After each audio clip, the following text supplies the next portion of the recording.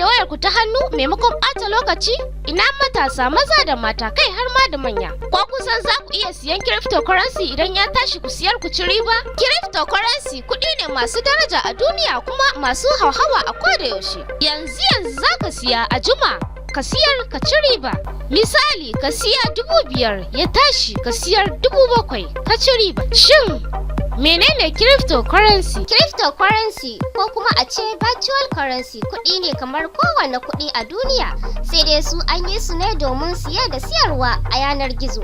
Kamar yadda aka samu su naira, dollar, pound da kuɗin China yuan, to shi ma crypto ya karkasu kamar haka: Bitcoin, Ethereum, XRP da dai sauransu. 'Yan uwa, yanzu duniya ta riga da ta yi nisa akan harkar cinikayyar crypto, saboda haka mu yi maza kar a bar mu a baya. Domin samun yadda za a fara kasuwancin cryptocurrency a kuma kware a kuma rika samun sabbin damammaki, mu yi maza mu shiga YouTube mu yi sajin ɗin Zamani Tech kamar yadda muke gani haka a rubuce Zamani Tech. Zamani Tech ba a nan ta tsaya ba, tana samar muku da videos akan yadda za ku yi abubuwa a wayoyinku, kamar yadda za ku duba bayanan BVN, yadda za ku cirewa hoto background cikin daƙiƙa 5. Ku yi maza ku yi subscribing a Zamani Tech domin samun cikakkun bayanan cryptocurrency da kuma yadda za ku magance matsalolin wayoyinku. Zamani Tech ta shirya tsaf tana jiran.